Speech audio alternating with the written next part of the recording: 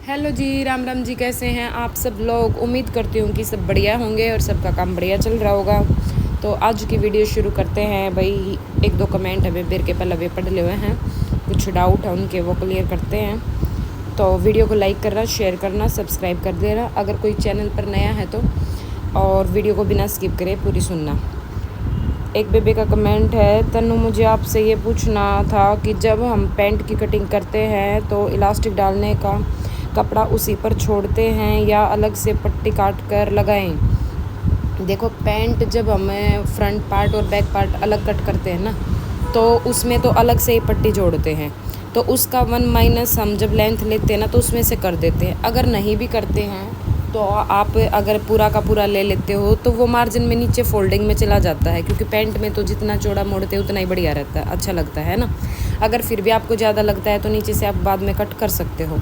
लेकिन उसमें front part और बैक पार्ट जोड़ने, किसी में इलास्टिक लगती है ऑल राउंड, किसी में भाई आगे बेल्ट और पीछे इलास्टिक लगती है, तो वो अलग से कपड़ा जुड़ता है। तो मैंने पैंट की स्टिचिंग डाली हुई है, आप एक बार वो वीडियो देख लें। अगर नहीं मिल रही, वो शायद दूसरे चैनल पर है, इस पर नहीं है स्टिचिंग की, कटिंग की इस पर है।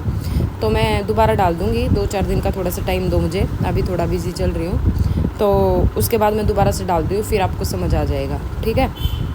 लेकिन उसमें अलग से ही लगाते हैं।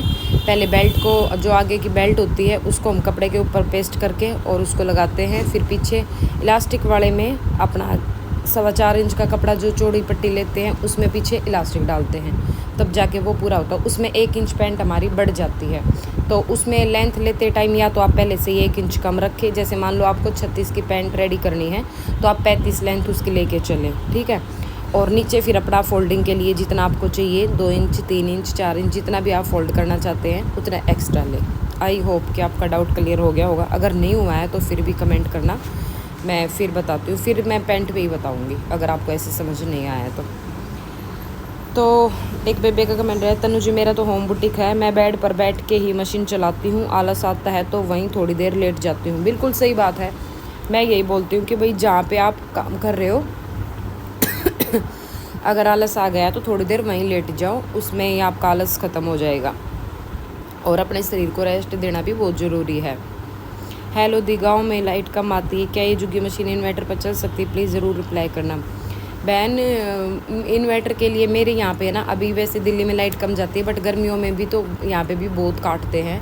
बट जब से मैंने इन्वर्टर लगवाया तब से नहीं गई है मैंने भी इसीलिए इन्वर्टर लगवाया है और अपनी मशीन को इन्वर्टर में ही करवाया है, क्योंकि यहाँ पे गर्मियों में शाम के टाइम और दोपहर में कई बार तो जैसे शॉर्ट सर्किट हो जाते हैं ना गर्मी की वजह से।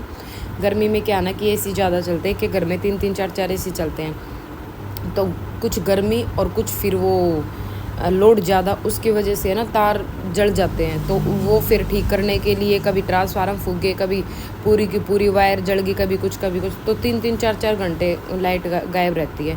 तो उस चीज़ में फिर मैंने सोचा कि भाई अब काम तो ऐसे नहीं चलेगा, क्योंकि अभी मैंने इन्वर्टर लगवाने से पहले एक दिन छोड़ के एक दिन ऐसे ही परेशान कर रही थी। मैंने अपने ब्लॉग्स में बताया भी था पीछे। तो एक दिन छोड़ के एक दिन परेशान कर रही थी, तो फिर मैंने इन्वर्टर, हमारा था एक बैटरी का, बट इसमें मशीन नहीं चल सकती थी, तो मैंने 2 बैटरी का रखवाया। लेकिन ये चीज़ मैं अभी समझ नहीं पाई हूँ कि लाइट जाने के बाद मेरी मशीन इन्वर्टर में कितनी देर चलेगी, क्योंकि जब से मैंने इन्वर्टर लगवाया है तब से इतनी लाइट गई ही नहीं है। 10-5 मिनट का झपका मारती है, उसमें चल जाती है। बट मैंने जिनसे लिया है या सारी तहकीकात करके ही लिया है, तो वो कह रहे थे कि इसमें इन्वर्टर में मशीन चल जाएगी आपकी। इसीलिए मैंने इसको, क्योंकि मैंने मशीन दिखाकर फ़ोटो वोटो भेजकर सारे मॉडल वॉडल दिखाकर तभी मैंने इन्वर्टर लगवाया है, तो चल जाएगी। लेकिन गांव में क्या होता है ना, दोपहर में आती शायद 2-3 घंटे कई जगह, तो अब तो कई जगह पूरा दिन भी रहने लग गई है।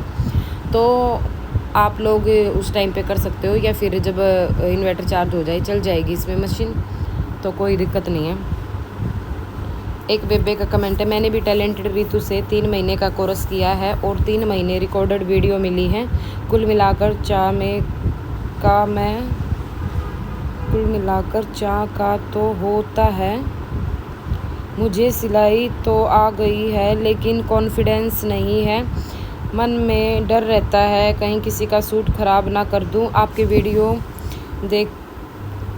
वीडियो से लगती है देवी, मैं हर रोज़ देखती हूँ लेकिन कमेंट कभी कभी करती हूँ। सीरत, ओके बहन, थैंक यू सो मच। देखो सिलाई अगर आपको आ गई है तो बहुत अच्छी बात है।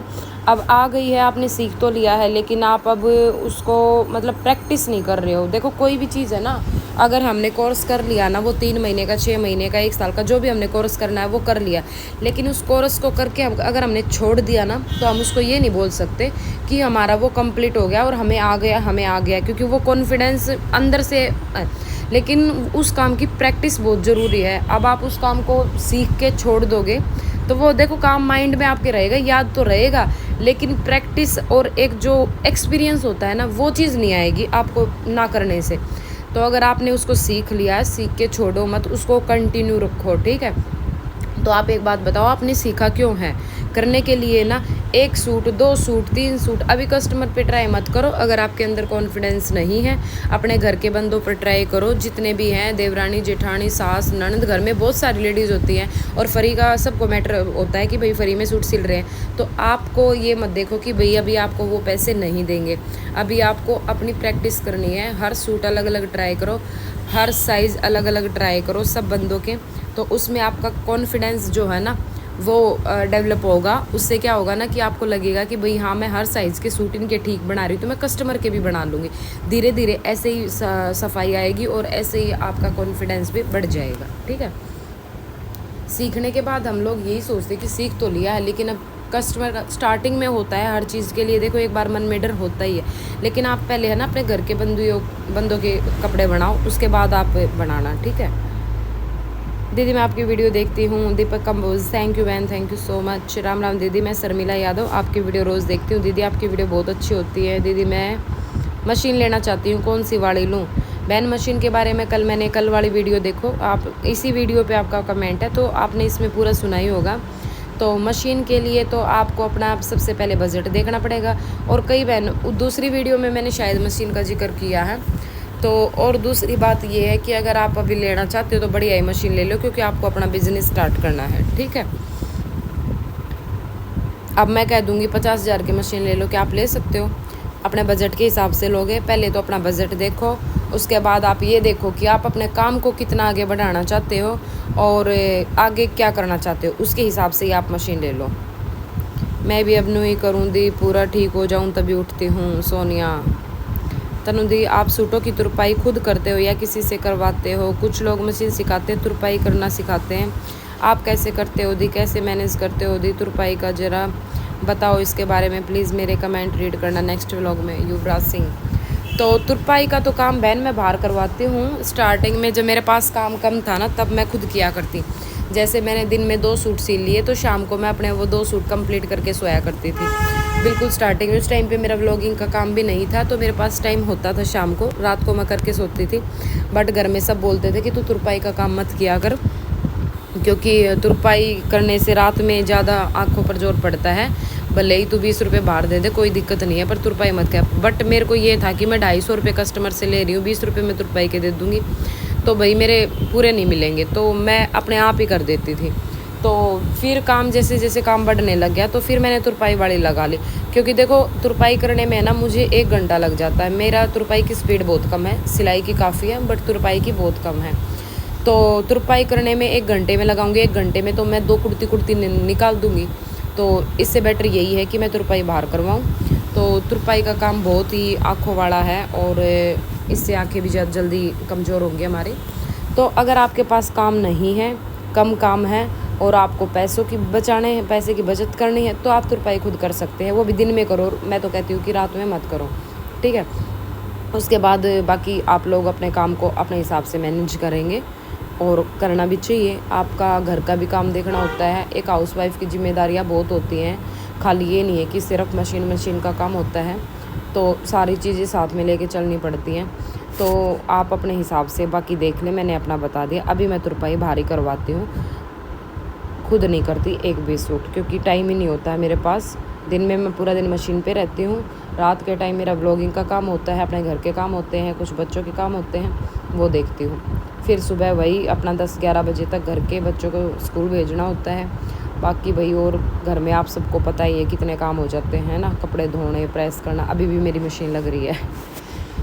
तो नेक्स्ट है, हेलो सिस्टर, आज तो नोटिफिकेशन नहीं आई मेरे पास, मैंने तो सोचा आपकी तबीयत ख़राब है। मोना, कई बार हो जाता है बहन, बट आप लोग 10-11 बजे के आसपास देख लिया करो एक बार, क्योंकि जिस दिन व्लॉग डलना होता है तो 9 बजे 9:30 तक डल जाता है। कई बार ऐसा होता है नेटवर्क इश्यू की वजह से, मैं तो 9 बजे डाल ही देती हूँ, बट वो डलता 1-2 घंटे लग जाता है उसमें, या फिर कई बार ऐसा वो एडिट नहीं हुआ हो तो लेट हो जाता है। बट आप लोग 11-12 बजे के आसपास देख लिया करो एक बार चैनल को ओपन करके। फिर मेरी सासू सामान फेंक फेंक के मारा जोर से। सोनिया, आपके कमेंट है ना, अच्छा एक ऊपर था एक नीचे। मैं भी न्यू करूँ, जब पूरी ठीक हो जाऊँ तब उठूँ हूँ। उसके बाद बोलती हैं, फिर मेरी सासू सामान फेंक फेंक के मारा जोर जोर से। वो गुस्से में कि ये पड़ी यार, मैं काम कर रही हूँ, है ना, होता है बहुत से घरों में, बहुत सारी लेडीज़, और ख़ास करके ये पहले वाली, ये ऐसा ही करती हैं। मारन दे, फूटने होंगे तो इनके फूटेंगे, ठीक है। जिसे जितने आपके उतने इनके भी हैं, अकेले के आपके नहीं है, अकेले के उनके नहीं है, तो फोड़ेंगे तो फोड़न दो। दीदी, मेरी सास नहीं है, पर मुझे कभी मेरे ससुर ने सास की कमी महसूस नहीं होने दी। होने का साथ ससुर ने सास की कमी भी नहीं होने दी, साथ में काम करवाते हैं, काम में साथ देते हैं, मेरी बहुत मदद करते हैं, मुझे कभी एहसास होने नहीं दिया। अपनी बेटी से ज़्यादा अपनी बेटी से ज़्यादा मेरे पर विश्वास करते हैं, मुझे अपनी बेटी से भी ज़्यादा प्यार करते हैं, बहुत अच्छे हैं से। सो जा मेरे, अगर मैं अगर मशीन पर हूँ तो काम कर रही हूँ, तो मुझे फ्रूट काट के बच्चों की तरह मशीन पर ही देने आएंगे। बहुत अच्छी बात है बहन, नसीबों से मिलते हैं ऐसे सास ससुर, बहुत बढ़िया बात है। अगर आपके ससुर इतने अच्छे हैं तो उनकी खूब सेवा करना और खूब उनकी रिस्पेक्ट करना, बहुत बढ़िया। कभी एक बार ही लड़ाई हुई है दी, 10 साल में एक बार ही लड़ाई हुई है। मेरी सास ससुर के साथ बॉन्डिंग अच्छी है, बहुत अच्छी बात है बहन। हेलो तन्नू, कैसे हो? मैं अच्छी हूँ बेबे शौर्या। दवाई भी नहीं दिलानी, और अगर वो बेड पर पड़ी रहेगी तो सारे गांव में कहती फिरेगी बीमारी के बहाने लेकर पड़ी रहा है, काम भी ना करती, मैं करूँ सारा काम। कोमल गौतम, बिल्कुल सही बात है बहन, ऐसा ही होता है। दवाई भी नहीं दिलानी और सारे का डंडोरा पीटना है, अक पड़ी है ठाली, क्या हो रहा है, कुछ ना हो रहा है। मतलब मैंने बहुत सारी देखी है लुगाई, मतलब हमारा तो ना, बट जैसे हमें शादी से पहला या भाई कभी अभी इधर उधर की बातें कहीं ना कहीं तक आए जावे। कोई सासू अपने, मतलब मान लो उसकी तबीयत ख़राब है किसी बहू की, पहले तो ये चीज़ समझ में ना आया करती, तो अब समझने लग गए हैं कि भाई उसकी तबीयत ख़राब है, अरे ना उसकी तबीयत है, कोई मतलब नहीं है। बहुत सारा की सुन रखी है मैंने, बट बहुत गलत बात है यार। कोई बात ना, देखो हम तनु को वहाँ अपनी तरफ तो कुछ गलत मत करो, अगर कुछ करना होगा ना तो वो ऊपर वाला देखा है, जिसा वे बहू की गल्ला करेगी, उनने बुढ़ापा देखना है, उनने अपना बुढ़ापा संवारना होगा, तब वे बहू के साथ अच्छा पेश आएंगी। अगर उनने अपना बुढ़ापा ख़राब करना होगा तो वे कर लेवेंगी ये लक्षण जो उनने करने हैं, ठीक है। बट याड़े सारी चीज़ भुगत का जानी है, जो अच्छा करेगा उनने उनके आगे अच्छी करनी आओगी, और जो भुंडा करेंगे उनकी गल्ला आगे भुंडी आओगी, ठीक है। तो कुछ ना है, बस अपनी तरफ तो कुछ गलत मत करो, अपने कर्म करते चलो, अपने कर्म अच्छे करोगे तो आपने भी आगे अच्छे मिलेंगे। अगर आप भी जैसे को तैसा करते रहोगे, बस अपने तनु रखो कि भाई हाँ ठीक है, वो इंसान मेरे साथ ही करे, आप उससे किनारा काट लो, चाहे फिर वो कोई भी हो, उसकी गैला उतरा मतलब ऊपरा तड़ी का होने में कोई फ़ायदा नहीं है, टाइम वेस्ट करना है। अपने काम पर फोकस रखो, फालतू की चीज़ों पर फोकस रखो ही मत, ठीक है।